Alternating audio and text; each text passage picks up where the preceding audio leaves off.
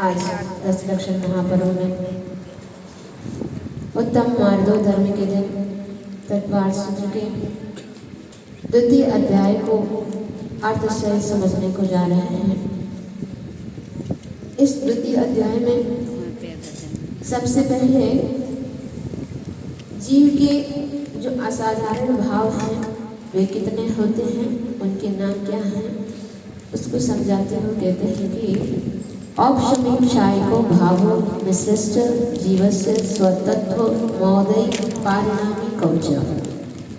जीवस्य जीव के औपशमिक्षायको भाव, औपशमिक क्षायिक भाव मिश्र च और औदैक पारिणामिको, औदैक और पारिणामिक के 5 स्वतत्व या निजी भाव संधि हैं।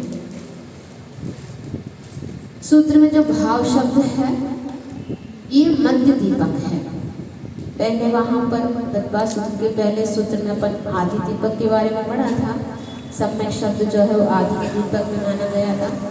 अभी यहाँ पर द्वितीय अध्याय में ये भाव शब्द जो है सबसे बीच में रख दिया। तो बीच में रखने से क्या होता है, आगे वालों के लिए भी और पीछे वालों के लिए दोनों को प्रकाशित करता है, तो वो क्या कहलाता है, मध्य दीपक कहलाता है।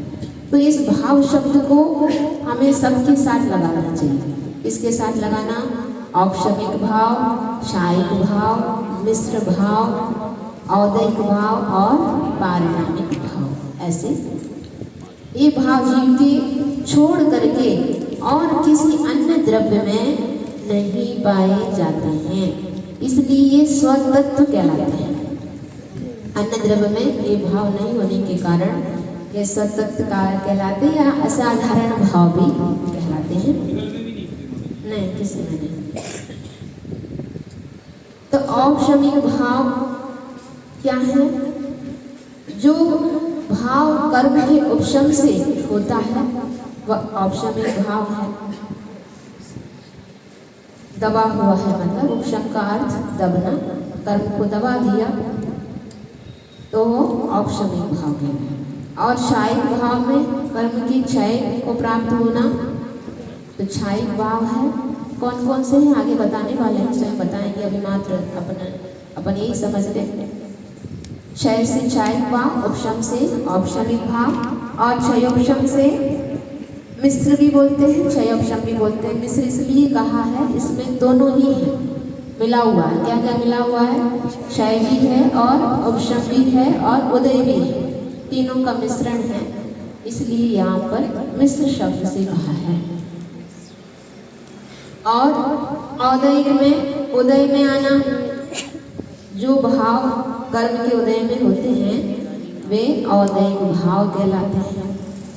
और जो भाव कर्म के ना उपशम, ना क्षय, ना क्षयोपशम, ना उदय, किसी के बिना ही होता है, वो पारिणामिक भाव है। ये स्वाभाविक अवस्था है, इसमें कर्म की कोई है नहीं है, आलम्बन नहीं है कर्म का। तो ये स्वाभाविक अवस्था है पारिणामिक भाव।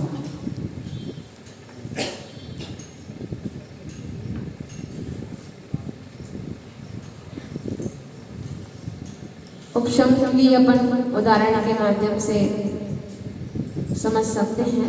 अब आने दें भाव को, वहाँ पर समझा देंगे। तीनों भावों के भेद करते हुए इनके कितने कितने भेद होते हैं उसके बारे में बताते हैं। द्विनवाष्टा दशैक विंशति त्रिभेदा यथाक्रम।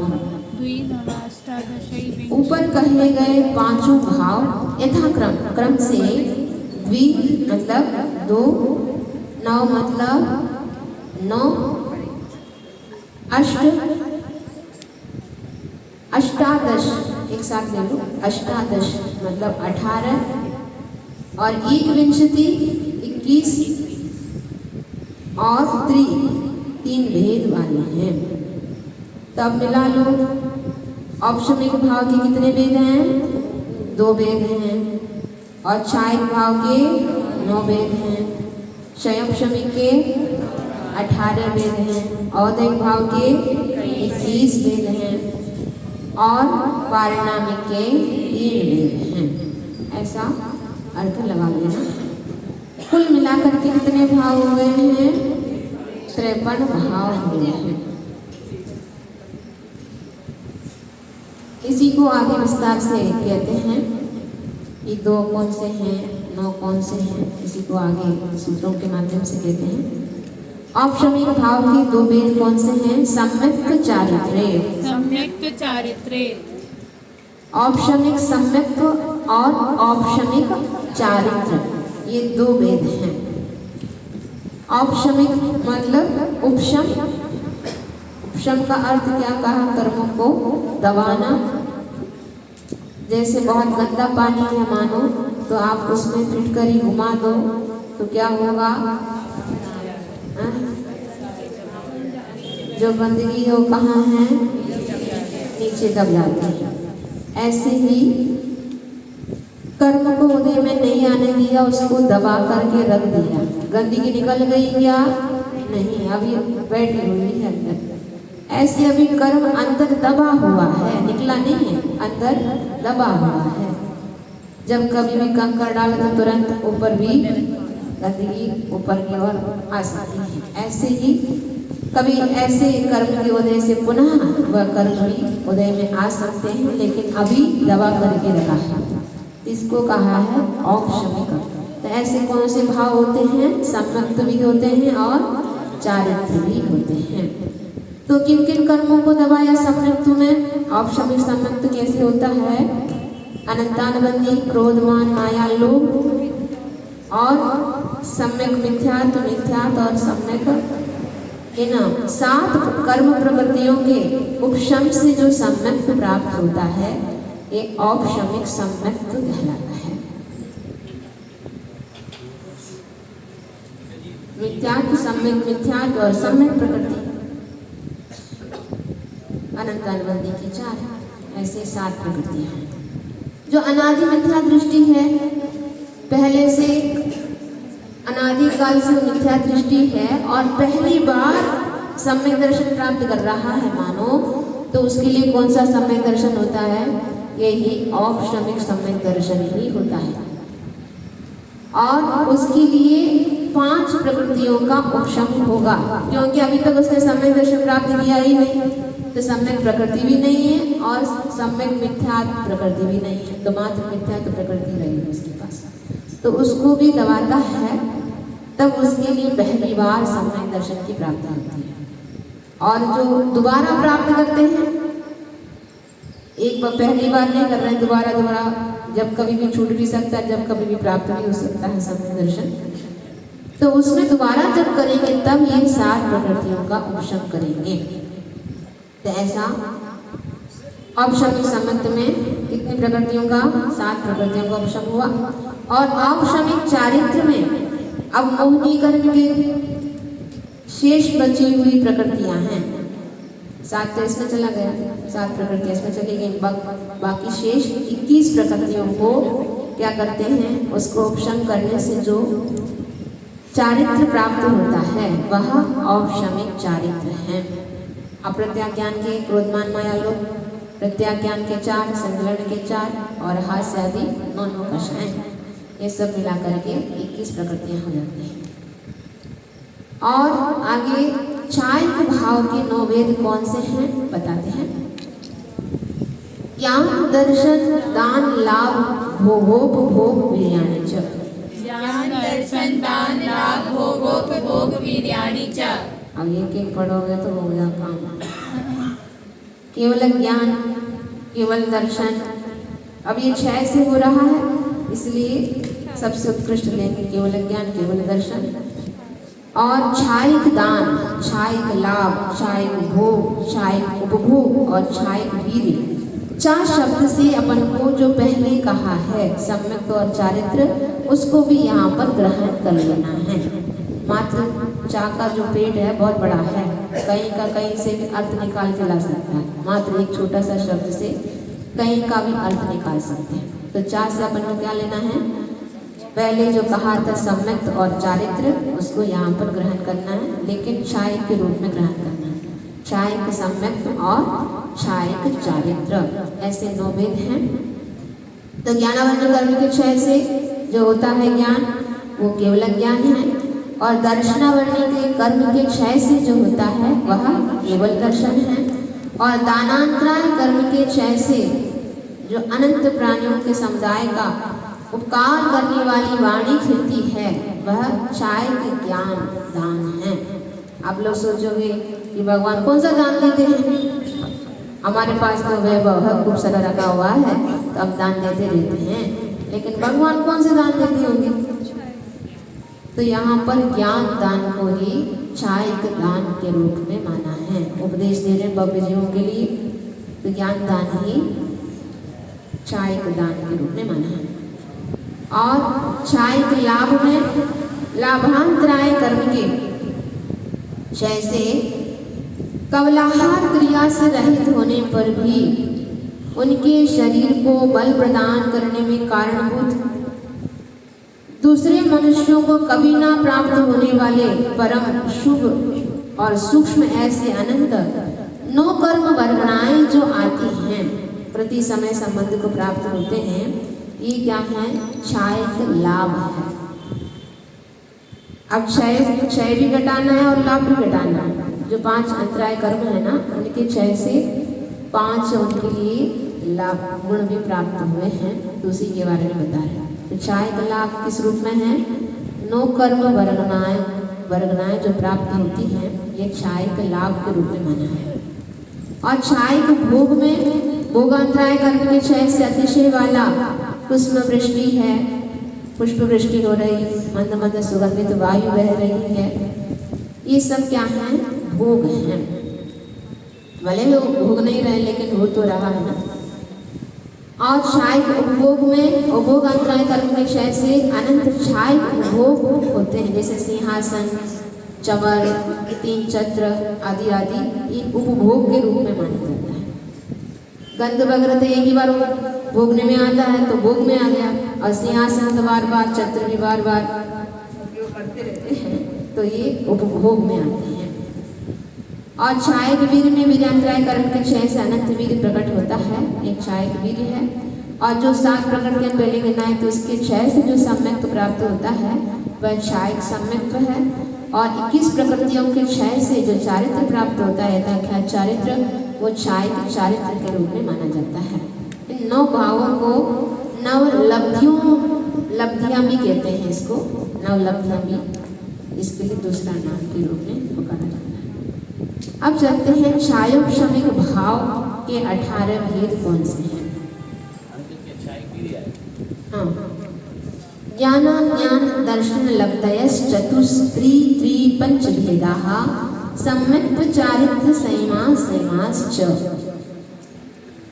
4 चतुष मतलब 4, 3 पंच 5 भेद हैं। इसके पहले ज्ञान के 4 भेद, अज्ञान के 3, दर्शन के 3 और लब्धियां 5 तथा और सम्यक्त चारित्र संयमा संयम, सम्यक चारित्र और संयमा संयम, ऐसा सब मिला करके कितने हो गए हैं? 18। ये क्षायोपशमिक भाव हैं। इसमें क्या होता है? क्षायोपशमिक होता है। क्षयोपशम किसको कहते हैं? उपशम को समझ लिया दबाना, क्षय को समझ लिया पूरा निकल जाना। क्षयोपशम का अर्थ क्या होता है?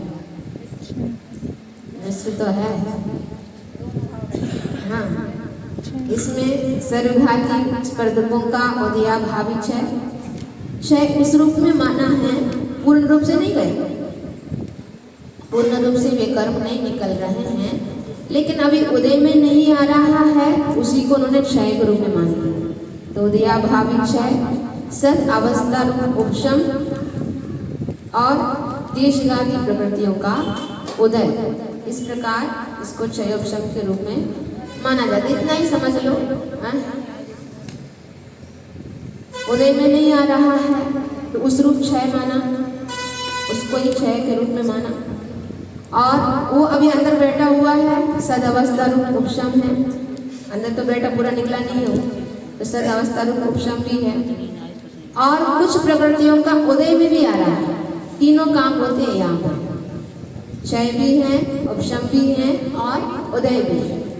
तो ऐसे इन भावों में होते हैं। किसमें? चार ज्ञान में। कौन कौन से में? मति, श्रुति, अवधि और मनोमति। तीन अज्ञान, कुमति, कुश्रुत, कुअवधि।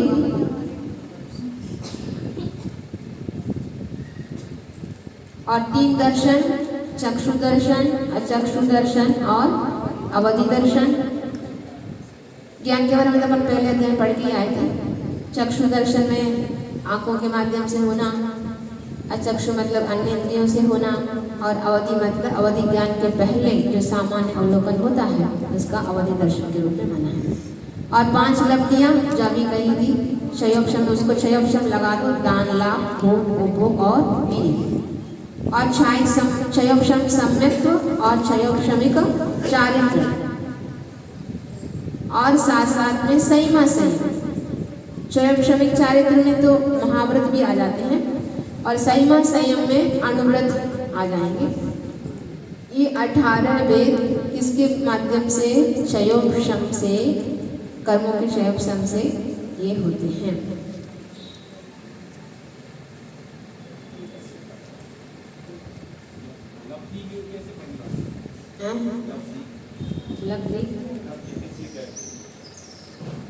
लब्धि के रूप में माना गया है, एक वैभव के रूप में है, गुण के रूप में।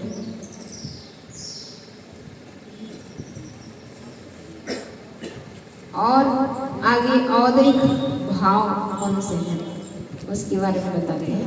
21 बार भेद कौन कौन से हैं। गति, कषाय, लिंग, मिथ्या दर्शना, ज्ञाना, संयता, सिद्ध, लेशाश, चतुस्त्रे, कई कई कई षड भेदा। चार गति, चार कषाय, 3 लिंग। यहाँ से चतुष्ट ऊपर भी लगाते जाओ, नीचे भी लगाते। चतुष्ट में 4 गति, 2 बार दिए चतुष्ट है ना, तो 4 गति 4 कषाय, त्रय दिया 3, यहाँ है लिंग।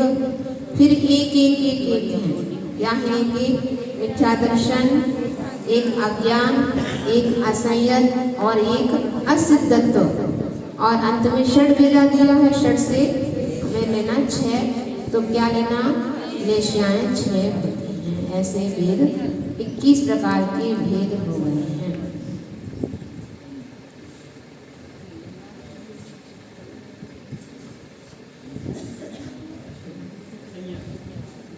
चार गतियों में मनुष्य, त्रियंच, देव और नरक ये होगा 4 कषाय, क्रोध, मान, माया, लोभ। और जो आत्मा को कसती है वह कषाय है।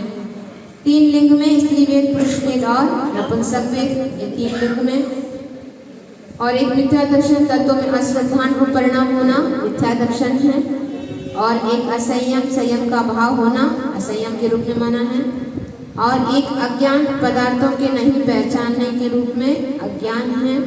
और एक असिद्धत्व, सिद्धत्व अवस्था का अभाव होना असिद्धत्व। जब तक सिद्ध पर निश्चय नहीं बनेंगे तब तक असिद्धत्व भाव अपने पास रहता है। और 6 लेशियाएं, कृष्ण ने कापोत, पीत, पद्म और शुक्ल कषाय से रंगे हुए परिणाम को लेशिया कहते हैं। कृष्ण में बहुत तीव्र भाव है, नील में कम, कापोत में और कम, और पीत में और कम, पद्म में और उत्कृष्ट भावना, शुक्ल में और उत्कृष्ट भावनाएं हो जाती हैं। जैसे कि आप लोग चित्र में देखते रहते हो, कहीं कहीं बनी हुई रहती हैं, चित्र बने हैं। एक वृक्ष है, उसको एक व्यक्ति आम पाने के लिए पूरा जड़ से ही निकाल रहा है। अब उसको तो आम से, लेकिन वो जड़ से ही निकाले, कितना क्रूर परिणाम उसका। तो कृष्ण लेशिया का प्रतीक है। और एक डाली को तोड़ रहा है, पूरा बहुत बड़ी डाली को तोड़ रहा है, वो लेशिया का। और एक छोटी डाल जो ऐसी डाल आ रही, उसमें और भी कई छोटी छोटी डालियाँ हैं, उसको तोड़ रहा है, तो कापोत लेशिया। और किसी ने गुच्छी को निकाल दिया का क्या, कृष्ण ने कापोत पीत लेशिया। और किसी ने कच्चे आम को तोड़ दिया तो क्या हो गया, पद्मलेशिया, और किसी ने तो जो पक करके नीचे गिरेगा तो ही लेंगे, भाई हम तो यहीं खड़े रहेंगे, हम तो वृक्ष को दुख भी नहीं देना चाहते, जब नीचे गिर जाएगा तो ही लेंगे हम। तो वो हाँ शुक्ल लेशिया वाला है। तुम लोग कौन सी लेशिया वाले हो? अपने आप कौन बोला करेगा बताओ? परिणाम का अंदर हो रहे होंगे कृष्ण लेशिया के, लेकिन अभी सब लोग क्या पहने हैं? बिल्कुल सफेद सफेद, इसलिए सब शुक्ल लेशिया वाले। अभी तो सब शुक्ल लेशिया वाले हैं। तीन नहीं होंगे, ऐसे जरूरी थोड़ी ना तीन नहीं होंगे। अभी नहीं हो सकते, अभी तो यहीं पर बैठे हैं, अभी तो नहीं होंगे, जब घर जाएंगे तो हो भी सकते हैं, भरोसा नहीं। अब आगे पारिणामिक भाव के वेद बताते हैं। जीव भव्या भव्यत्वानि च, जीव जीवत्व और भव्य से भव्यत्व और अभव्यत्व, ये तीन क्या हैं? पारिणामिक भाव है। जीवत्व में ज्ञान दर्शन गुण से जो युक्त है वह जीवत्व गुण है, और जिसके अंदर रत्नत्रय प्राप्त करने की योग्यता है वह भव्यत्व गुण है, और जिसके अंदर रत्नत्रय प्राप्त करने की योग्यता नहीं है वह अभवत्व गुण है। ये इसमें कोई कर्मों का कुछ भी अवस्थाएं नहीं, ना उदय है, ना क्षयोपशम है, ना ही क्षय है, कोई उपशम भी नहीं, ये स्वाभाविक अवस्था के रूप में माना गया है। तो आप लोग कौन हो? भव्य हो या भव्य? भव्य जीव हो, तभी तो शिविर में बैठे। अब सीख जाओ तो अच्छी बात है, 10 दिन में अच्छे सीख जाओ। कैसे सीख जाओ? धर्म से ओतप्रोत हो जाओ, नहीं तो खड़ी हूँ नहीं है, खड़ी हूँ अरे अरे खड़ी मूंगी तो कहलाती है। उसी में कई मूंग ऐसी भी होती हैं जो सीखती नहीं है, कितना भी पानी में गला लो, कितना भी उबाल लो, तो भी वो कटकट ही करती रहती है। तो इसको बोलते हैं ठर्रा मूंग। क्या है? ठर्रा मूंग है। तो ऐसे तेंदुगढ़ा में तो नहीं है कोई ठर्रा मूंग, बाद में पता पड़ेगा। चलो सीख जाए, हम तो यही भावना बातें हैं कि सभी मूंग सीख जाए। तो ऐसे पारिणामिक भाव के बारे में समझा। अब बिल्कुल पहली क्लास आ रही है आप लोगों के लिए। जीव का लक्षण क्या है? उपयोगो लक्षणम। जीव का लक्षण क्या है? उपयोग है। चैतन्य अनविधायी परिणामा उपयोगा। चैतन्य को छोड़ करके अन्यत्र जो नहीं होता है उसको कहा है उपयोग। मतलब चेतना जीव को छोड़ करके और किसी में नहीं पाया जाता, उस गुण को क्या कहा है? उपयोग कहा है।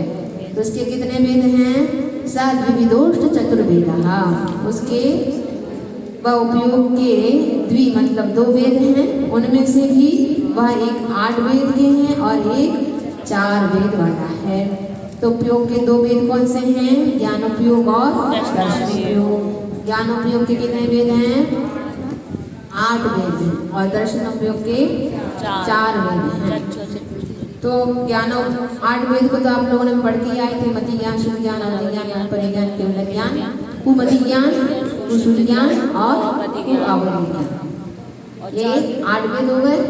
एक ज्ञान उपयोग के 8 वेद में हैं, और दर्शन उपयोग के 4। चक्षु दर्शन, चक्षु मतलब आंखों से अपन देखते रहते हैं, ये चक्षु दर्शन है। और अचक्षु दर्शन अन्य इंद्रियों से देखना, जो अचक्षु दर्शन है। आप लोग अन्य इंद्रियों से देखते हो क्या?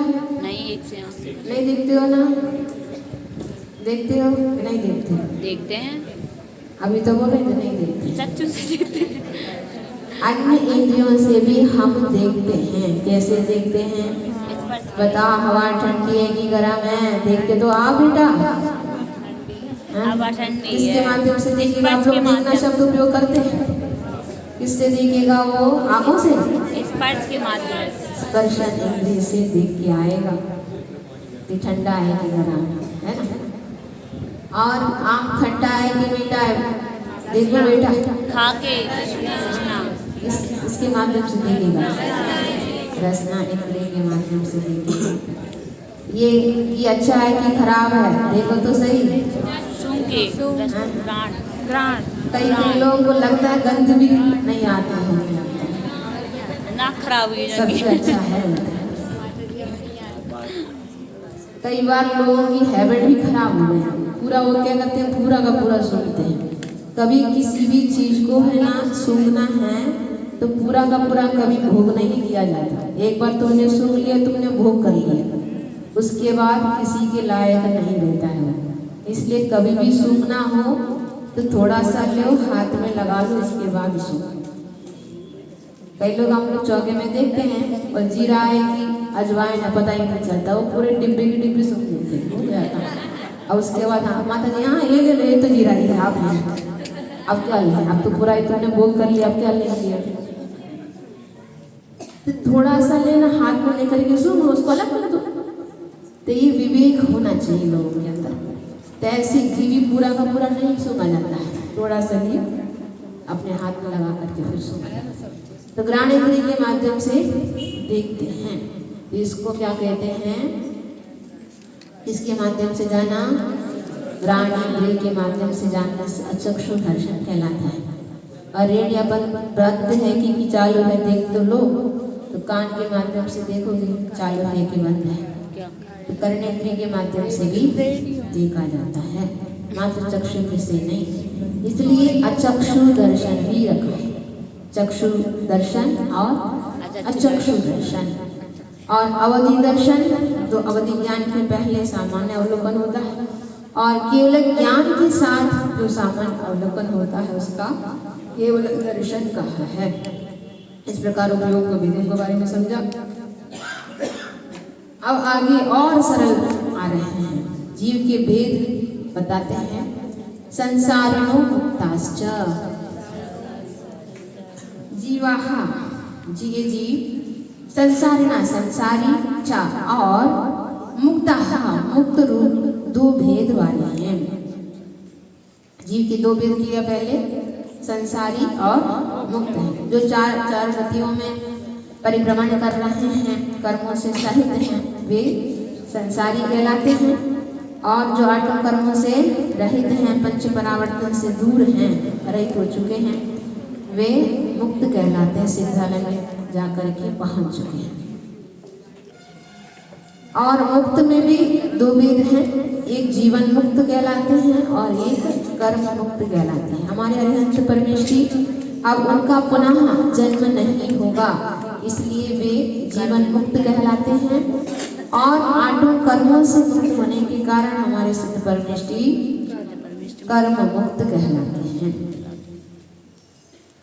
तुम लोग कौन से जीव हो? संसारी। बोल तो लो कम से कम संसारी, तब तो मुक्त बनने के लिए प्रयास करो।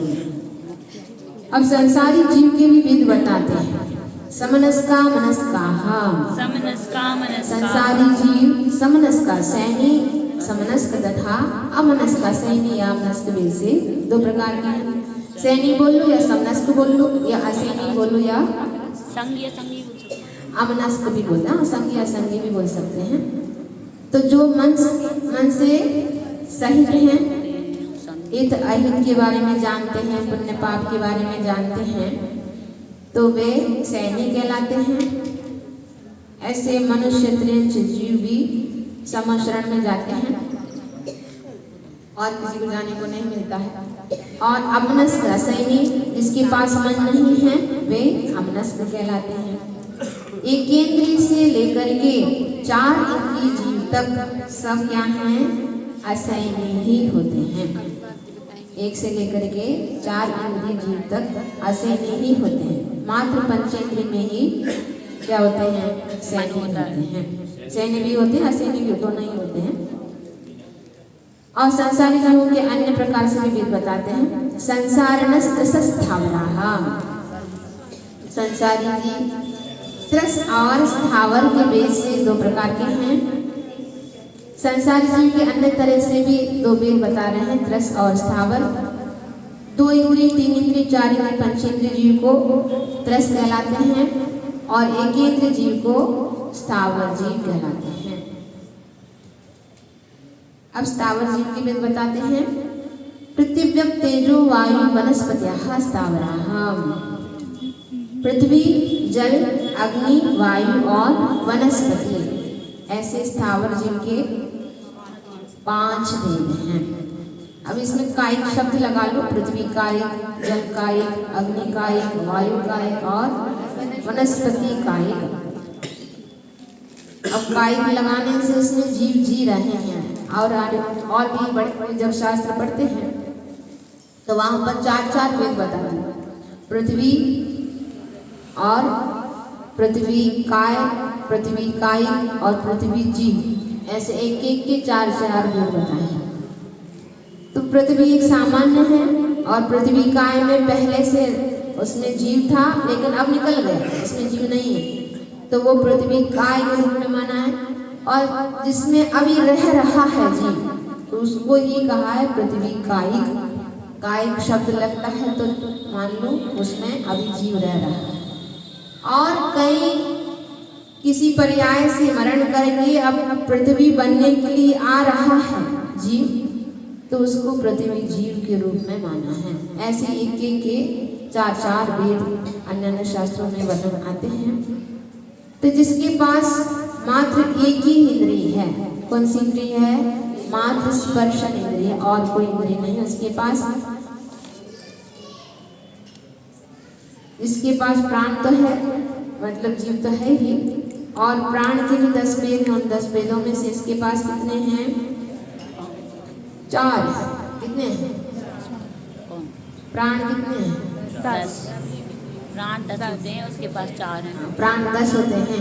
उसके पास कौन कौन से होते हैं? 5 इंद्रिय, 3 बल, श्वास और आयु, ऐसे मिला लो तो 10 हो जाते हैं। अब एक इंद्रिय में लगा लो कितने होंगे?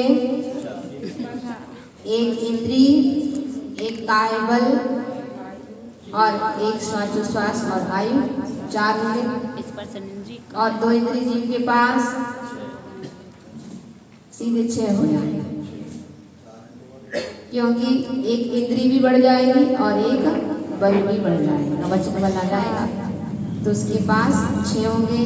3 इंद्रिय के पास 7, 4 इंद्रिय के पास, धीरे धीरे बढ़ाते जाओ, एक एक इंद्रिय बढ़ा लो, कितने हो गए? 8 किसके पास? 4 इंद्रिय के पास। और ऐसे ही पंचेंद्रिय के पास 9 मन नहीं अभी आए, मन बल नहीं आए, और जब संगी पंचेंद्रिय है तो 10 हो जाएंगे। आप लोगों के पास कितने हैं? 10। पूरे के पूरे हैं? बताओ, फिर भी समझ नहीं पाते। पूरे के पूरे हैं। तो ये पृथ्वी आदि उसमें भी जीव रहते हैं। जैसे प्रदान, चट्टान, आग्नेय चट्टान आदि आदि जब साइंस आदि में पढ़ते हैं तो वो बढ़ती भी है, घटती भी है, ऐसा वहाँ पर वर्णन करते हैं। तो उसके माध्यम से वे जान लेते हैं कि हाँ, पृथ्वी काय भी एक जीव है। लेकिन कई वैज्ञानिक लोग मानते नहीं हैं। अग्नि जो है, अग्नि के माध्यम से सब भस्म हो जाते हैं। अग्नि के माध्यम से तो सब भस्म हो जाते हैं, उसमें कैसे जीव हो सकता है? उसमें जीव होता है कि नहीं होता है? कैसे होता है? हाँ, देख लो उसमें। जब आप दीपक को बिल्कुल ढक के रख देते हो तो क्या हो जाता है? बुझ जाता है। तो उससे ये ज्ञात होता है, कई बार बहुत गहरे स्थान में भी जाना हो ना, तो पहले लालटेन आदि को रस्सी के माध्यम से नीचे तक छोड़ते हैं, मालूम करने के लिए हम वहां तक जा सकते हैं कि नहीं जा सकते हैं, मुझे हवा मिलेगी कि नहीं मिलेगी। इसकी परीक्षा करने के लिए वे लोग दीपक को नीचे छोड़ते हैं, जहाँ तक दीपक जलता रहता है तो समझ जाओ वहाँ तक ऑक्सीजन है, और जहाँ बुझ जाए तो समझ जाओ वहाँ ऑक्सीजन नहीं है, तो नहीं जाता है। मतलब उसके माध्यम से ये ज्ञात होता है, उसके लिए भी प्राण चाहिए, उसके लिए भी जीना चाहिए, उसके माध्यम से हमें ये ज्ञात हो जाता है अग्नि में भी जीव है। हाँ, एक इंद्रिय जीव है। और जब H2 मिलाते H2O हाइड्रोजन और ऑक्सीजन मिलाकर के ही जल बनता है। तो ऑक्सीजन मिलने पर जल को भी जल का एक अणु के रूप में माना जाता है।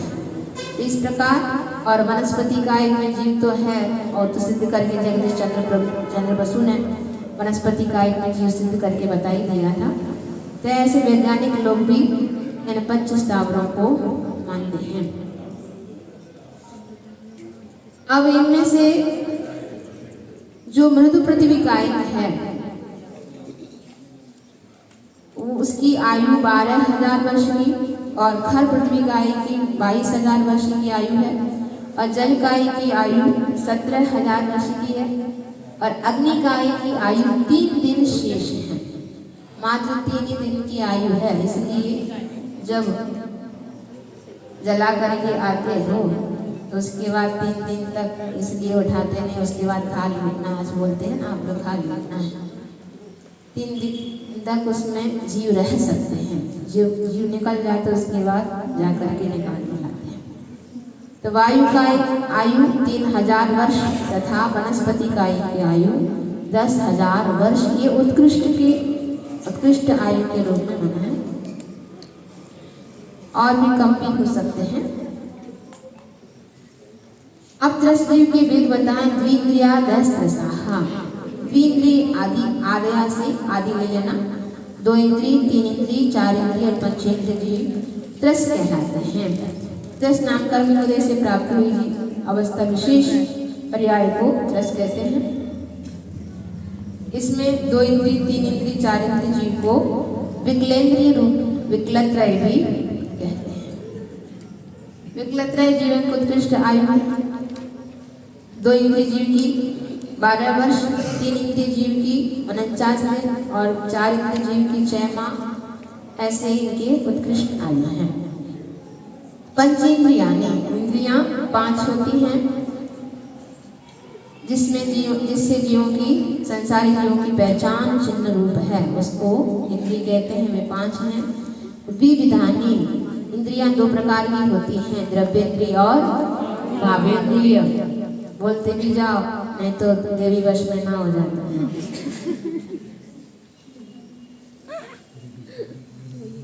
द्रव्येंद्रिय का स्वरूप क्या है? निर्वृत्त उपकरणे द्रव्येंद्रियम, निर्वृत्ति और उपकरण को क्या कहा है? द्रव्येंद्रिय कहते हैं। देखो अपन तो जानते तो हैं, लेकिन आगम में किस रूप में किस नाम से पुकारते हैं, एक समझने की चीज है। तो निर्वृत्ति मतलब नामकरण के उदय से होने वाली रचना विशेष को निर्वृत्ति कहते हैं। इसके भी 2 भेद हैं, आभ्यंतर निर्वृत्ति और बाह्य निर्वृत्ति। जो आत्मा के प्रदेशों का इंद्रियाकार होना आभ्यंतर निर्वृत्ति है। कोई से भी इंद्रिय, आंख ले लो, नाक ले लो, है ना, ये भी इंद्रियां हैं, कान ले लो। तो इंद्रियाकार कैसे किस आकार में होना है, ये आभ्यंतर निर्वृत्ति कहलाती है। और पुद्गल के परमाणुओं का इंद्रियाकार होना बाह्य निर्वृत्ति कहलाती है। एक आभ्यंतर हो गई और ये बाह्य निर्वृत्ति है। और उपकरण में क्या होता है? निर्वृत्ति के सहायक है, उपकारक हो उसे उपकरण कहते हैं। इसके भी 2 भेद हैं, आभ्यंतर उपकरण और बाह्य उपकरण। जैसे नेत्र में जो काला और सफेद मंडल है, बीच में सबसे बीच में काला है और आजू बाजू पूरे सफेद मंडल है, ये आभ्यंतर उपकरण है। और पलकें हैं, रोम वगैरह हैं, ये बाह्य उपकरण है, उसकी रक्षा करती रहती है। तो इसी प्रकार शेष इंद्रियों में भी जान लेना चाहिए। और भावेंद्रिय का स्वरूप बताते हैं। लब्धुपयोग हो भावेंद्रियम, लब्धि और उपयोग को भावेंद्रिय कहा है। ज्ञानावरण कर्म के क्षयोपशम विशेष को लब्धि कहते हैं। इंद्रियां तो आकार तो बन गया, कहीं नाक बन गई, अब उसके बाद सुनने के है ही नहीं उनके पास, कहीं आंखें तो हैं लेकिन दिखता ही नहीं है, तो वहां क्षयोपशम भी काम करता है, इसको बोलते हैं लब्धि। और उपयोग, लब्धि के निमित्त से आत्मा का जो परिणाम होता है उसे उपयोग कहते हैं। अब रोशनी भी है, आंखें भी है, रोशनी भी है। कई बार आप लोग देखते रहते हो, कहीं निकल गए, कोई आदमी जा रहे हैं, आ रहे हैं, किसी ने आके पूछा कि भैया वो निकले थे क्या यहाँ से? कहते हैं पता नहीं मुझे तो, नहीं तो दिखाई नहीं, कैसे नहीं दिखेगा? देखते रहो कौन आ रहा कौन जा रहा, सब देख रहे हैं, फिर भी बोलते हैं पता नहीं निकले कि नहीं। तुम्हारा उपयोग कहीं और था, नोट गिनने में था कि कहीं और लगा हुआ था, तो ध्यान उपयोग नहीं गया, तो इसको बोलते उपयोग। देखने के बाद भी कई बार नहीं देखने के समान हो जाता, जैसे अंतराय में भी हो जाता है ना। अब तुम लोग कहते हो माता जी हम लोग तो इतना शुक्र करते हैं, हम लोगों को तो दिखता ही नहीं, आप लोग कैसे दिख जाता है? तो तुम्हारा उपयोग कहीं और लगा हुआ रहता है, भले देख तो रहे हो लेकिन उपयोग कहीं और लगा रहता है, तो छूट जाते हैं उसमें से। और साधुओं का तो उपयोग कहीं और जाता ही नहीं, उसी में लगा रहता है। इसलिए आहार वेला के समय ज़्यादा बातें नहीं करना चाहिए, नहीं तो उपयोग बढ़ जाता है। तब तो मौका देखते हैं लोग, माता जब मौन है ना तब अपन चालू हो जाओ, कोई कुछ बोलेगा नहीं। तो ऐसा भावेंद्रिय के दो वेद बता दिए। अब इंद्रियों के नाम बताते हैं। स्पर्शन रस घ्राण चक्षु स्तोत्राणि। स्पर्शन रसना घ्राण चक्षु और स्तोत्र, ये 5 इंद्रियां हैं और उसके विषय क्या हैं? स्पर्श रस गंध वर्ण शब्दास तदर्थः। स्पर्श रस गंध वर्ण और शब्द, ये 5 इंद्रियों के विषय हैं। जो स्पर्शेंद्रिय उसके कितने विषय हैं? 8, हल्का भारी रूखा चिकना कड़ा नरम ठंडा गरम। और रसनाइंद्रिय के 5, खट्टा मीठा कड़वा कषायला जल परा। घ्राणेंद्रिय के 2, सुगंध और दुर्गंध। चक्षु के 5, काला नीला पीला लाल सफेद, ऐसे 5 वर्ण। और जितने भी रंग दिखते हैं सब मिलने पर अपने आप बन जाते हैं, मात्र 5 ही रंग होते हैं। तो ऐसे चक्षुंद्रिय के 5 और कर्णेंद्रिय के 7, सारे गामा पादानी, ऐसे सब मिलाएं तो कितने हो गए? 27। एक और बता रहे हैं, श्रुतमन इंद्रियस्य, मन का विषय श्रुत ज्ञान गोचर पदार्थ हैं।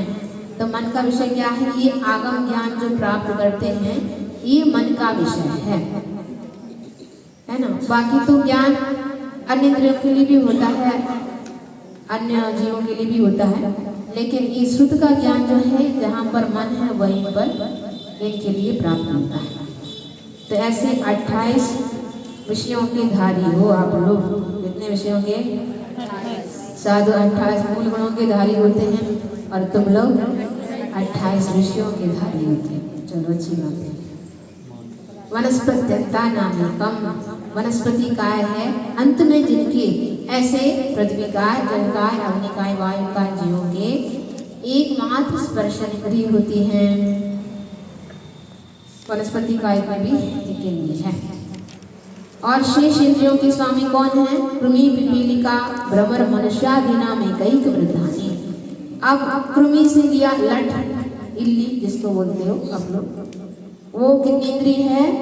2 इंद्रिय जीव है। आदि लगा दिया, मात्र उदाहरण के लिए एक बता दिया, आदि से और भी जीव ले लो तो आदि 2 इंद्रिय, और चीटी आदि 3 इंद्रिय, और भौरा आदि 4 इंद्रिय। पिपीली का मतलब चीटी होती है, और भ्रमर मतलब भौरा, और मनुष्य आदि से त्रियंच वगैरह भी ले लो जो पंचेंद्रिय हैं। तो आदि क्रम से एक वृद्धानि, एक इंद्रियां वृद्धि को बढ़ती हुई इंद्रियां हैं। शंख भी 2 इंद्रिय है, 3 इंद्रिय में बिच्छू है, और भी चीजें हो जाती हैं। मच्छर और मक्खी आदि 4 इंद्रिय हैं। तुम लोग इंद्रिय वाले हो? 5 इंद्रिय। 5 इंद्रिय वाले। एक इंद्रिय में तो कितने खतरनाक हैं, 5 इंद्रिय वाले हो, खतरनाक जीव हो। संगिना समनस्काः, मन सहित जीव संगी कहलाते हैं। अलग से कहा है उन्होंने, एक इंद्रिय 2 इंद्रिय 3 4 इंद्रिय तक तो असंगी होते हैं, और पंचेंद्रिय में संगी असंगी दोनों होते हैं। मनुष्य, देव, नारकी आदि तो संगी ही होते हैं। कुछ पंचेंद्रियों में असंगी भी होते हैं, कहीं तोता है, कहीं मेंढक, कहीं सर्प आदि आदि, जो बिना मन का भी होता है।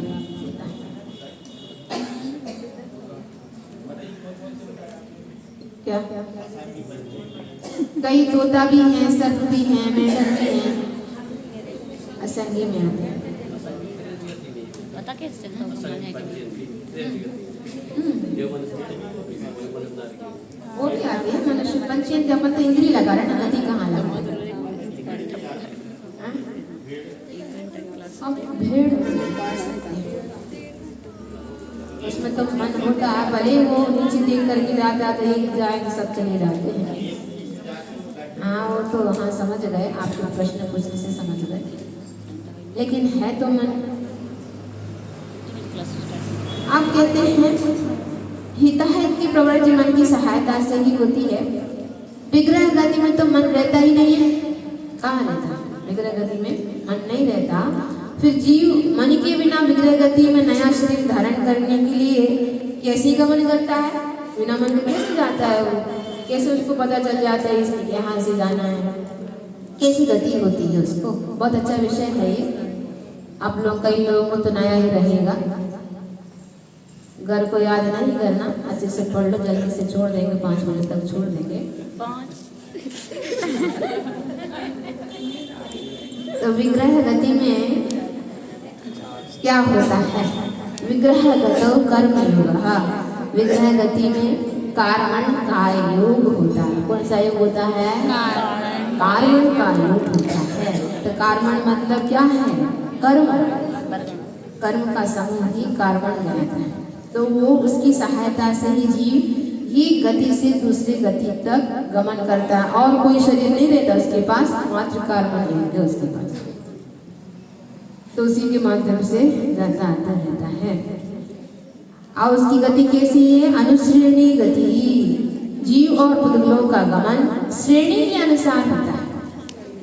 श्रेणी मतलब लोक के मध्य से लेकर ऊपर नीचे तथा तिर्यक दिशा में आकाश के प्रदेशों की सीधी पंक्तियां ग्राफ कापी के समान। ग्राफ कापी पहले आप लोग देखे होंगे, सीधे सीधे भी लाइनें रहती हैं और आड़े में भी लाइनें रहती हैं। ऐसे पूरे लोक में पंक्तियां बनी हुई हैं। उन पंक्तियों के अनुसार ही वे जीव जाता है। उसको कहाँ जन्म लेना है तो उस लाइन को पकड़ लेगा, सीधी जाना तो सीधी पहुंच जाएगा, कहीं आड़े में जाना तो आड़े में चला जाएगा, लेकिन जाएगा उस लाइन के अनुसार ही। उसको बोलते हैं श्रेणी। उस श्रेणी के अनुसार ही उसका गमन होगा, अन्यत्र नहीं। जैसे पुद्गल भी इसी के माध्यम से गमन करते हैं, मात्र जीव ही नहीं, पुद्गल भी इसी के माध्यम से 14 राजयोग तक भी गमन कर सकते हैं। बताइए कितना विशेष है। हाँ, इसी के सहारे जाते हैं। अब गाड़ी आप तो जाते रोड से, अब गाड़ी भी तो वहीं से जाएगी, गाड़ी कहाँ से जाएगी? वो तो पुद्गल तो नहीं। तो पुद्गल के गमन में भी श्रेणी सहायक है, उसी के माध्यम से जाते हैं। तो मुक्त जीव की गति कैसी होती है? अविग्रहा जीव से। मुक्त जीव की गति मोड़ा रहित सीधी होती है। जो मतलब सिद्ध परमेष्ठी बनना है जिनको, कहीं यहाँ वहाँ तो जाएंगे नहीं, सीधी सड़क तो सबसे ऊपर सीधी सीधी है ही, तो सीधे यहाँ से निकलेंगे सीधे पहुँच जाएंगे एक समय में, तो पार हो जाएंगे। कहीं मुड़ते नहीं हैं, सीधी लाइन में। शिखर जी से जो भगवान कीर्तन का मोक्ष गए, सीधा ऊपर विराजमान हो गए, ऊपर देख के, हाँ ऊपर देख के नमस्कार कर लो, चाहे देखो चाहे नहीं देखो, नमस्कार तो हो ही गए, देख के कर लो तो और विशेष भाव बन जाते हैं। विग्रहवती जिसमें मुड़ना पड़ता है और अविग्रह में मोड़ा से रहित होता है। इनमें से कर्मों का क्षय करके मोक्ष जाने वालों की, सिद्ध शिला की ओर गमन करने वालों की तो अविग्रह होती, अविग्रह गति है।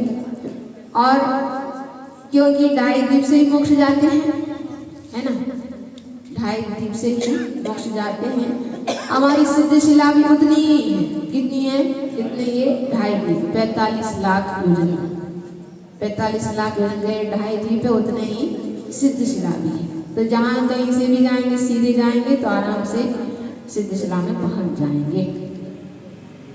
विग्रहवती च संसारिणः प्राप्त चतुर्भ्या। अभी तो मोक्ष गति में जाने वालों के लिए कहा, अब संसारी जीवों की गति कैसी होती है? हम लोग कैसे जाते हैं? यहाँ वहाँ जाएंगे, सीधे जाएंगे, कैसे जाएंगे? तो उनके लिए बता रहे हैं। संसारिणः संसारी जीवों की गति चतुर्भ्या, 4 समय से पहले पहले विग्रहवती मोड़ा सहित और अविग्रह मोड़ा रहित दोनों प्रकार की होती है। दोनों प्रकार की गतियां होती हैं, अविग्रह भी होती है और विग्रहवती भी होती है। लेकिन 4 समय से ज़्यादा यह जीव भटकेगा ही नहीं, ये भी ध्यान में रखना। नहीं तो आज लौकिक में कई लोग बोलने लग जाते हैं, अरे आत्मा यहाँ से तो निकल गई है, अभी भटक रही है, क्या बोलेंगे, यहाँ वहाँ भटक रही है, अभी उसको स्थान नहीं मिला, क्या करें, हमें परेशान कर रहे हैं। ऐसा होता ही नहीं है।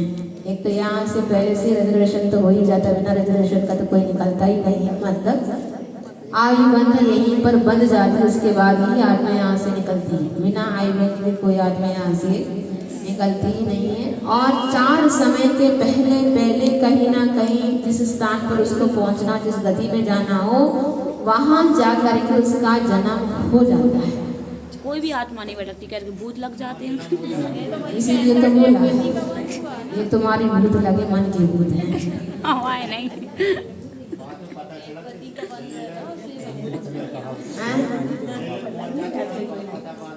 हाँ, बाद में पता चलता, पहले पहुंच जाती है। क्या बंद जाएंगे, उसके बाद ही जाएंगे यहाँ से, नहीं तो आत्मा ऐसे नहीं जाती है। पहले से भाव करते ना, तब तो आत्महत्या करेंगे, एकदम से बिना भाव करो ना आत्महत्या करें। जब भाव गया तभी बंद गई उनकी आयु, पहले से बंद जाती है। अंतर मुहूर्त पहले तो बंद ही जाती है, पहले से नहीं बंदी है मानो, तो अंतर मुहूर्त पहले तो बंद ही जाती है, उसके बिना यहाँ से नहीं निकलते। सडनली क्या होता है, बिना भाव के आत्महत्या कर देते, बिना भाव के अचानक भी होगा तो भी कर्म बंधा होगा तभी निकलेगा। बिना आयु बंध का कोई जा नहीं सकता, ये निश्चित है।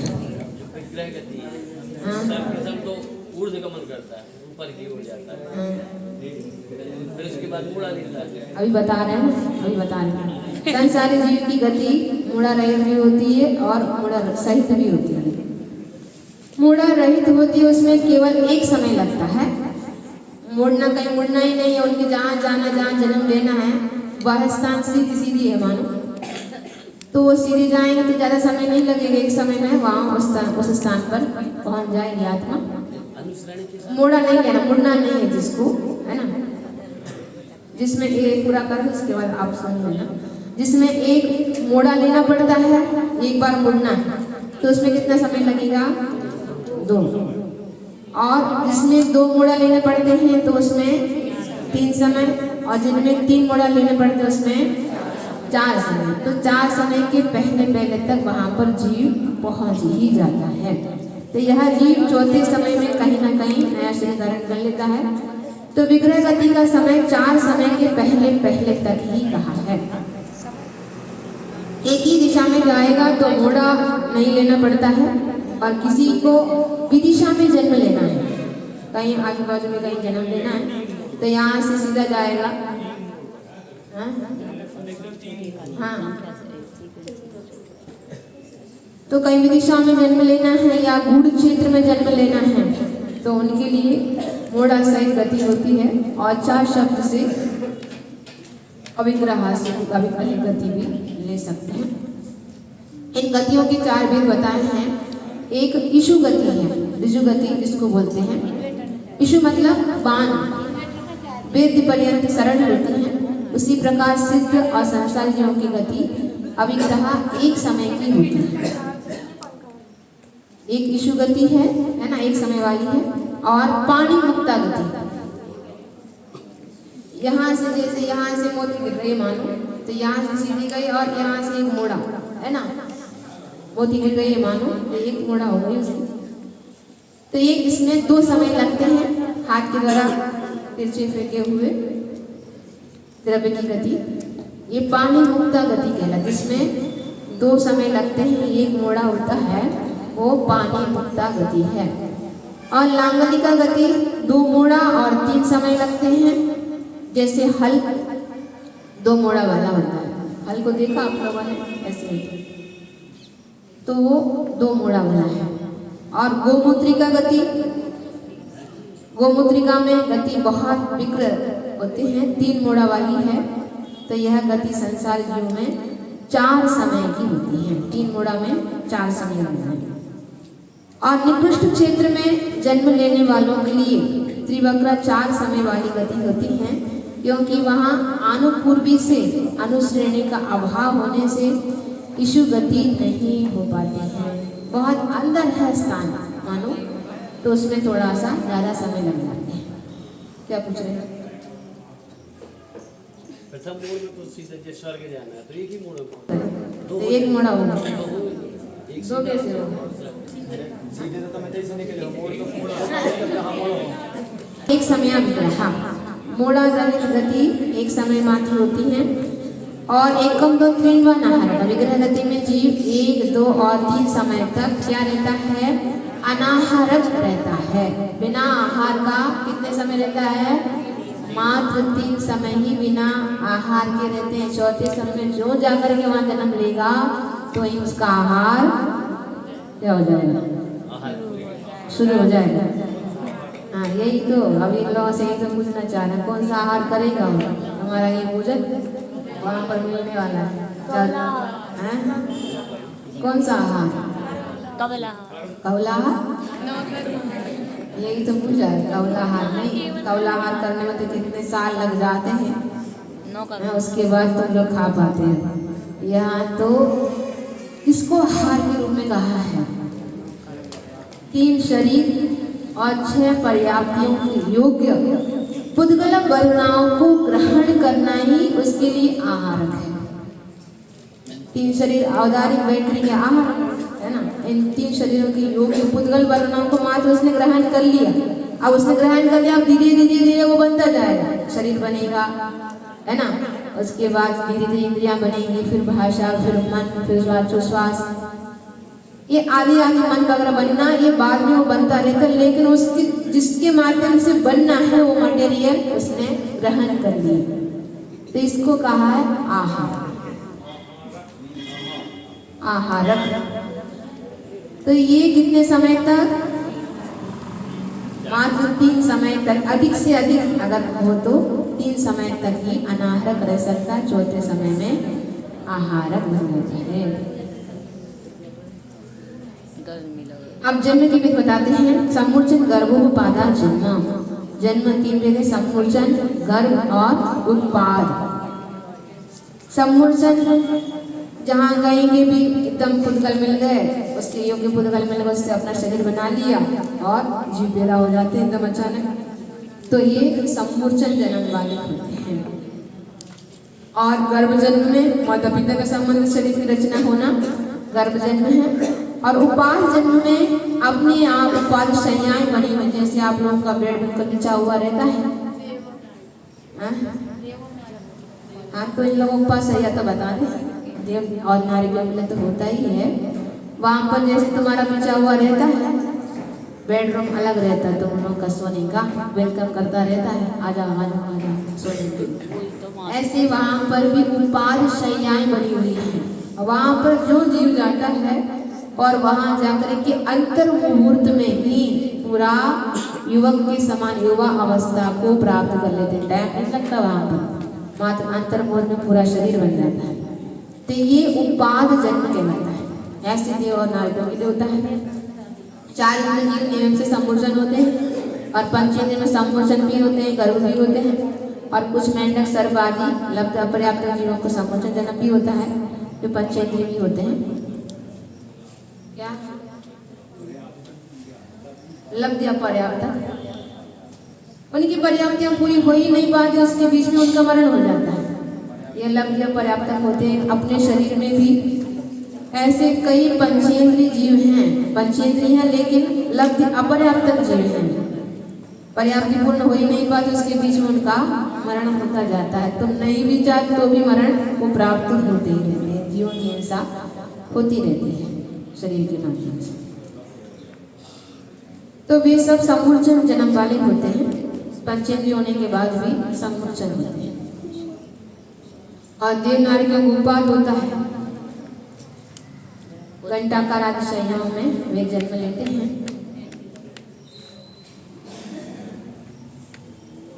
अब आप लोगों को कई बार आश्चर्य होता होगा, एकदम से ऐसे शरीर बन जाता है। ऐसे कैसे शरीर बन जाता है? एकदम अंतर्मुख में इतना बड़ा शरीर बन जाता है।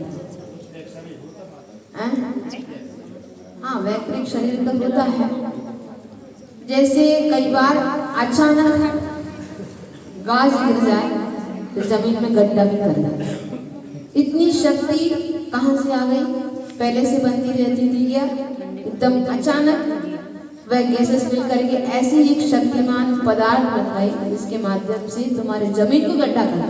इतनी शक्तिमान एक पुद्गल की रचना वहां पर हो गई। ऐसे ही वैकृत शरीर बनने में भी बाधा नहीं है। पुद्गल में बहुत कुछ विशेषताएं हैं, तो वर्गनाएं मिलकर के ऐसी विशेष शक्तियां पैदा कर देती हैं।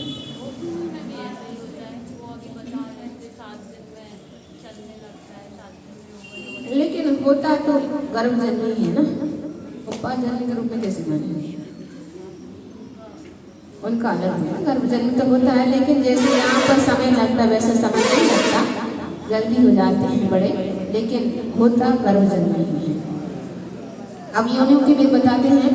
सचित शीत समृता सेत्रा निश्वास जयकशस तन्यो ने। हाँ, सचित शीत समृद्ध, सचित जो जानते हैं उसमें जीव रहता है। शीत मतलब ठंडा, समृद्ध मतलब ढका हुआ स्थान। अब शीत राशि का उल्टा भी ले लो। सचित का उल्टा क्या है? अचित। शीत का उल्टा क्या है? उष्ण। समृद्ध का उल्टा विवृत है।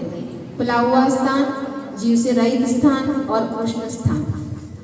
इनके माध्यम से भी और एक एक करके मिला भी दो। सचिताचित, शीतोष्ण, समृद्ध, विवृत आदि से भी ऐसे 3 पहले 3 बाद में और ये 3 मिलाने पर, मिश्र को भी मिलाने पर कितने भेद हो गए हैं? 9 भेद हो जाते हैं। और समुचन आदि जन्मों की योनियां हैं। जीवों की उत्पत्ति स्थान को योनि कहते हैं। योनि के मुख्य 2 भेद हैं और बड़े बड़े शास्त्रों से आप लोग और जान लेंगे। अभी तो इतना ही समझो, 9 भेद है ना। इसलिए कभी भी मिलाना नहीं, एकदम से आप लोग मिलाने लग जाते हैं।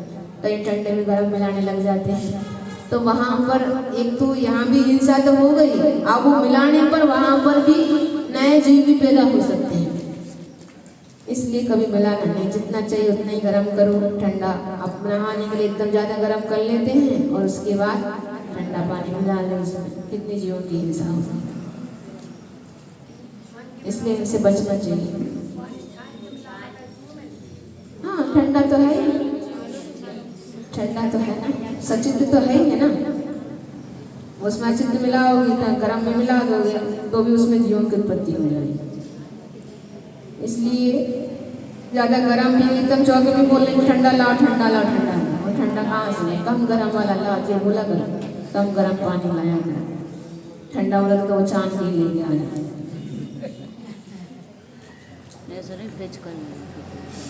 और गर्भजन्म के स्वामी कौन होते हैं? जरायु, जांडज, पोता नाम गर्भ। जरायु, अंडज और पोत, इन तीनों प्रकार के प्राणियों के गर्भ जन्म ही होता है। ज शब्द उत्पन्न के अर्थ में है, जैसे पंकज बोलते हैं ना अपन, तो ऐसे जरायु से सहित वहाँ पर जन्म लेने वाले, अंडा में जन्म लेने वाले, पोत में जन्म लेने वाले, ऐसा वहाँ पर उत्पन्न होने वालों को जा शब्द से पुकारा है।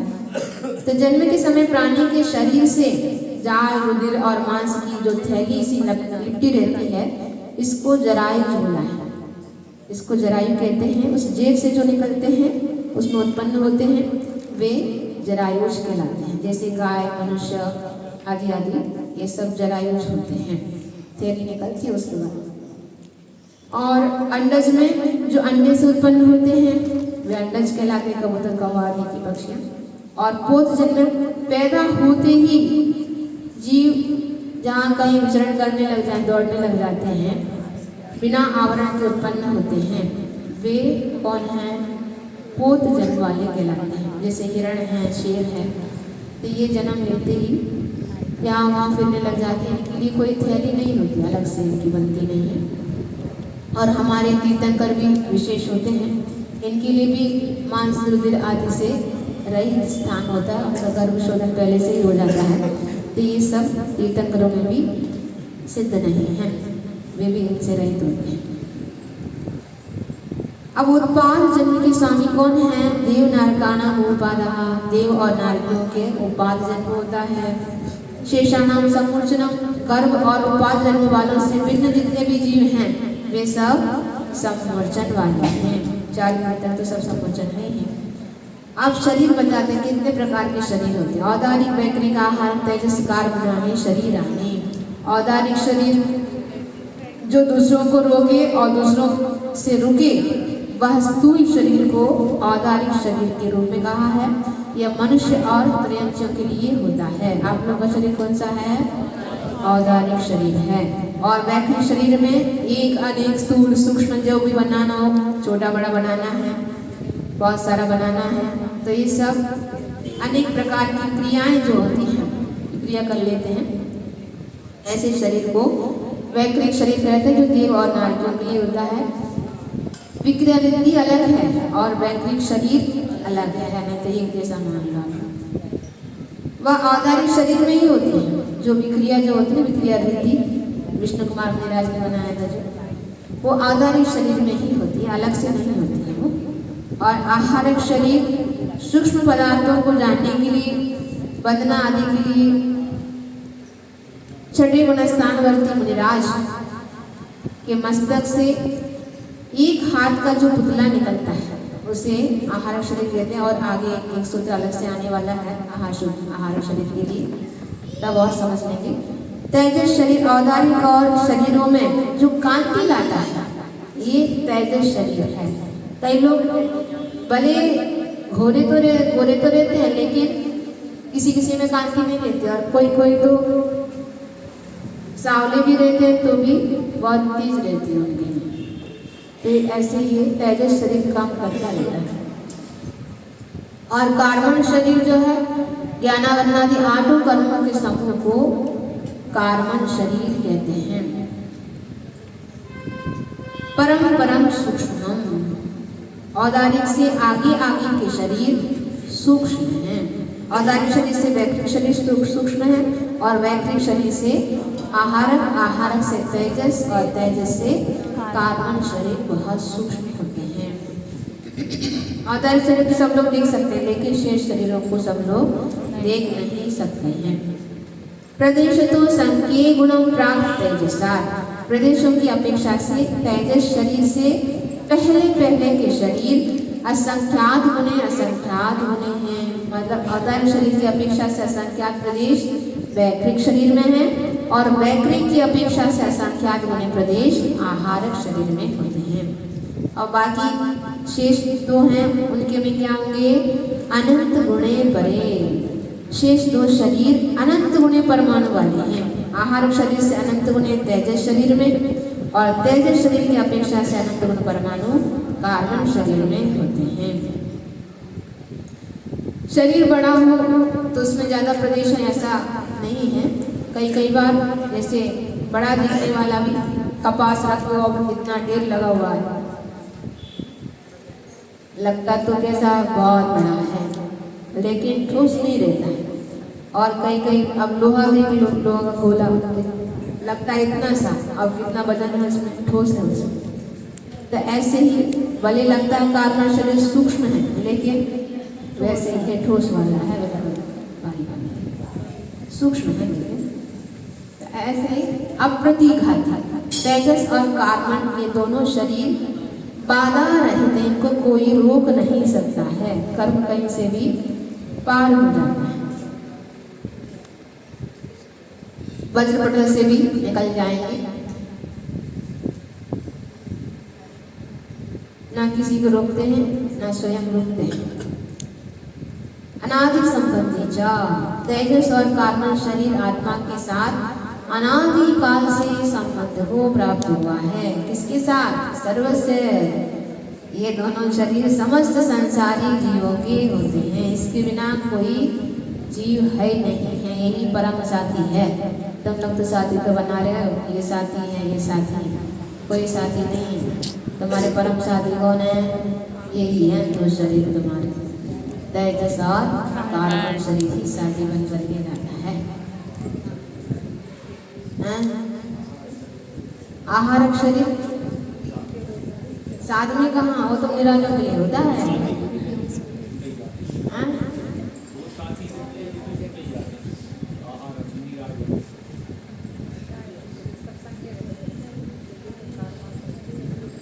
और ये कहीं भी जाएं तो किसी भी गति में चले जाएं तो भी साथ देते हैं, इसके बिना विग्रह गति में रहता ही नहीं है। विग्रह गति में भी बना रहता है। विग्रह गति में तो ये शरीर तो छूट जाता है, लेकिन ये कार्बन तेजस शरीर छूटता नहीं है, वहां पर भी विग्रह गति में भी साथ देता है। एक इंद्रिय जीव के पास भी यह शरीर है। अब कहते हैं इन 5 शरीरों में से किसको कितने शरीर को प्राप्त करते हैं, किसके पास कितना शरीर है? 1 2 3 कितने हैं? तदादीनि भाज्यानि उपदे कस्मिन्ना चतुर्भ्यः। उन तेजस और कार्बन शरीर को आदि लेकर, ये 2 तो सबके पास रहेंगे ही रहेंगे, इसलिए इसको दोनों तो रहेंगे ही, इसके साथ कितने हो सकते हैं पद एक साथ? एक से एक जीव के चतुर्भ्यः 4 शरीर तक भाज्यानि विभक्त करना चाहिए।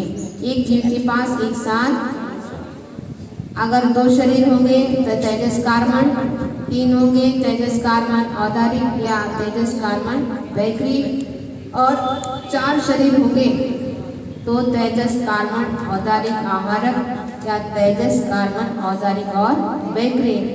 जो लब्धि की अपेक्षा है वृत्तियों के माध्यम से प्राप्त होता है, तो शरीर के भी होते हैं। ऐसे 4 शरीर हो सकते हैं। आप लोगों के पास कितने हैं?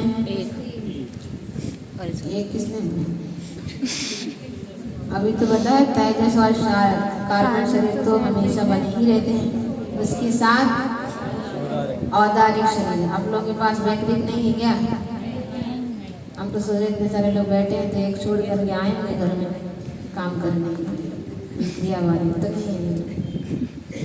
तो वैक्रिक शरीर अगर हो 4 हो जाएंगे, अब मेरा आज बन जाओ तो आहारक शरीर भी हो जाएंगे।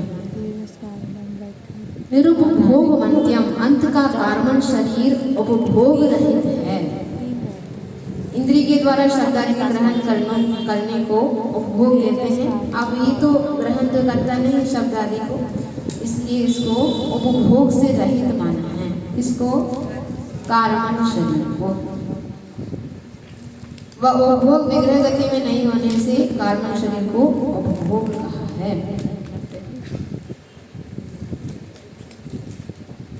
गर्भ सम्मूर्छन माध्यम, गर्भ और सम्मूर्छन जन्म से उत्पन्न हुआ शरीर पहला औदारिक शरीर कहलाता है। जो भी गर्भ से उत्पन्न होंगे, और कुछ सम्मूर्छन जीव भी कौन सा शरीर वाले होंगे? औदारिक शरीर वाले होंगे। औपपादिकम वैक्रिकम, उपाजन्म से होने वाले देव और नारियों का शरीर वैक्रिक शरीर कहलाता है। लब्धि प्रत्ययम च, अलग से सूत्र बना दिया इसके लिए, वैक्रिक शरीर के लिए। मात्र उसी में वैक्रिक शरीर नहीं है, वैक्रिक शरीर लब्धि निमित्त तक भी होता है। विशेष तपस्या करने से जो रिद्धियाँ प्राप्त हो जाती हैं, तो उसके माध्यम से भी कई तरह की भी क्रियाएँ बना लेते हैं, कई तरह के रूप बना लेते हैं, इसलिए अलग से एक सूत्र बना दिया। यह देव नारकियों के लिए नहीं है, मनुष्यों में ही होता है। वह भी विशेष पुण्यशाली मनुष्यों में ही होता है, हर मनुष्यों को नहीं होता। और वैक्रिक शरीर अलग है, और तपस्या के माध्यम से जो रिद्धियाँ प्राप्त होती हैं वो अलग हैं। जैसे विष्णु कुमार महाराज ने बना लिया था, है तो मनुष्य ही थे, लेकिन अलग से उन्होंने विक्रिया बना लिया, दूसरा रूप लेकर के ले गए, ब्राह्मण का रूप ले लिया और महाराजा की रक्षा की। ऐसे ही वैक्रिक शरीर भी होता है। तेजसमपि, तेजस शरीर भी ऐसा होता है। किसके माध्यम से? तपस्या के माध्यम से तेजस शरीर भी लब्धि प्रत्यरिति निमित्तक होता है। इसके 2 भेद हैं, निस्सरणात्मक और अनिस्सरणात्मक। जिसको बोलते हैं निस्सरण आत्मा के भी 2 भेद हैं, शुभ तेजस और अशुभ तेजस, जिसको आप लोग जानते ही हैं। जो अशुभ तेजस है तो उग्र चारित्र वाले यदि उन्हें किसी के द्वारा अवमानित होने से जब क्रोधित हो जाते हैं, जैसे दीपायन मुनि, तो बाएं कंधे से जीव के प्रदेश सहित तेजस शरीर बिल्कुल लाल मुख वाला बिलाव आकार का निकलता है, पुतला निकलता है और बाहर जाता है। तो 12 योजन लंबा और 9 योजन चौड़ा जलते हुए अग्निपुंज के समान, सिंदूर के समान लाल रंग वाला वह तेजस शरीर उन्होंने जितना सोचा है उतने क्षेत्र तक जला करके पुनः लौट के उन मुनिराजों को भी जला देता है। ये कौन सा है? अशुभ तेजस है, बहुत खतरनाक है। दूसरों के लिए तो हानि पहुंचाता ही है और स्वयं को भी हानि पहुंचाता है। और शुभ तेजस है वे उग्र तपधारी मुनि के दाहिने कंधे से निकलता है। ये बाएं कंधे से निकला था और ये दाहिने कंधे से निकलता है। बिल्कुल सफेद रंग का रहता है और 12 योजन में सुभिक्ष करके आता है। कहीं माता जी के अंदर पीड़ा हो रही, मानो यहाँ बहुत कहीं पानी नहीं गिर रहा है, सब तड़प रहे हैं जीव, तो उनके अंदर करुणा भाव के माध्यम से शुभ तेजस निकल जाएगा। वहाँ जा कर के पानी बरसा के आ जाएगा तो महाराज जी को पुनः महाराज जी के अंदर समा जाता है तो उनको तृप्ति हो जाती है। तो ऐसे शुभ तेजस भी होते हैं। ये भी इसके माध्यम से, तपस्या के माध्यम से ही प्राप्त होते हैं। और अन्य शरणात्मक जो तेजस शरीर है, औदारिक, वैकृतिक, आहारिक, इन तीनों शरीर के अंतर्गत ही रहता है तथा तीनों शरीर की दीप्ति का कारण बनता है। ये तेजस शरीर जो सबके पास रहता है, उस तेजस शरीर का वर्णन किया। आगे आहारिक शरीर का स्वामी कौन है, उसका लक्षण क्या है? शुभम विशुद्धम अव्याघाती चाहारम प्रमत्त संयतस्यैव। आहारक शरीर कैसा होता है? शुभ होता है, विशुद्धि युक्त है, व्याघात से रहित है तथा प्रमत्त संयत नामक छठी गुणस्थानवर्ती मुनि को ही होता है। इतना विशेष है, अलग से एक सूत्र ही बनाते इसके लिए। इतनी विशुद्धि बढ़ती है उनके अंदर।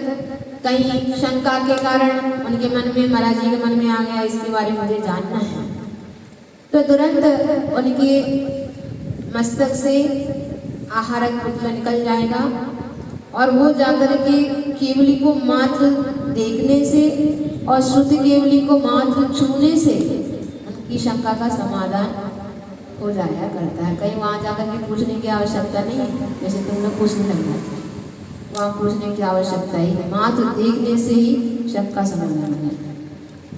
इतने पावरफुल हैं। वापस आकर के उनके अंदर समा जाता है तो उनको शांति मिल जाती है। ऐसा यह शरीर शुभ है और मन को प्रीति करने वाला है और विशुद्ध है और बाधा से रहित है। कोई बाधित नहीं, अब यहाँ पर दीवार है तो यहाँ से नहीं निकल सकेगा, ऐसा उसके लिए कोई बाधा नहीं है। कहीं से भी पर्वत को भी वेद करके चला जाता है, पत्थर को भी वेद के चला जाता है। गुफाओं में बैठे हैं मानो तो भी निकल जाएगा, लेकिन चौथे काल के निराजों के लिए ही होता है, पंचम काल में नहीं है। और किसी के लिए दृष्टिगोचर भी नहीं होता, नहीं तो तुम समझ जाओ गमे दिखने लग जाएंगे, हम जाकर के बैठ जाएंगे उनके पास, मुझे देखने को मिल जाएगा। किसी के लिए दृष्टिगोचर भी नहीं होता है। एक हाथ का रहता है, छोटा सा, बिल्कुल पावरफुल है। नारद समूर्चन नपुंसकानी, नारद की और समूर्चन जन्म वाले क्या होते हैं? नपुंसक होते हैं। ना स्त्री रूप है ना पुरुष रूप है। ना देवाहा, देव नहीं होते ऐसा नहीं, देव नपुंसक नहीं होते ऐसा अर्थ है। देव नपुंसक नहीं होते हैं। वहाँ पर दो ही वेद हैं, स्त्री वेद और पुरुष वेद, मात्र दो ही हैं। शेषास्त्री वेदा, शेष बचे हुए कौन बचे हैं? नारदी को भी छोड़ दो, देव को भी छोड़ दो, बचे कौन? मनुष्य और त्रियंश। इनमें तीनों वेद होते हैं, तीनों वेद, स्त्री भी पुरुष भी और नपुंसक वेद वाले भी होते हैं। लेकिन कर्मभुज मनुष्य और त्रियंशों के तीनों वेदों में से कोई एक वेद होता है, किंतु वो भूमि में मिलेच खंड के जो मनुष्यों में मात्र दो ही होंगे, स्त्री और पुरुष, वहाँ नपुंसक नहीं होते हैं। अब अंतिम सूत्र तो पढ़ने तो इतनी जल्दी समेटने लग जाते हैं। अब अकाल मृत्यु का अभाव किसके लिए होता है? जो बीच में मरण को प्राप्त नहीं होते, पूरी की पूरी आयु भोग करके ही जाते हैं, वे कौन हैं? औपाधिक चरमोत्तम देहा संके वर्षायुषो नपवर्त्यायुषा। औपाधिक मतलब उपाधि जन्म वाले, और चरमोत्तम देह तद्भव मोक्षगामी असंख्य वर्ष से असंख्यात वर्ष की आयु वाले, ये सभी अनपवर्त्यायुषा जीव परिपूर्ण आयु वाले होते हैं। इनका मतलब बीच में अकाल मरण नहीं होता। जिनकी आयु बढ़ती नहीं है वे अनपवर्त्यायुष के कहलाते हैं। ये कौन कौन बताया है? ऐसे कौन कौन है? तो उपाधि जन्म वाले देवनार की आ गए, और तद्भव मोक्षगामी में तीर्थंकर, महापुरुष आदि आदि जो उसी भाव से मोक्ष जाने वाले हैं। इसलिए तो चक्र चलाने पर भी मरण को प्राप्त नहीं हुई, क्योंकि तद्भव मोक्षगामी के कहाँ से चलेगा? मरण को प्राप्त नहीं होगी, उन्हें मोक्ष ही जाना रहता है।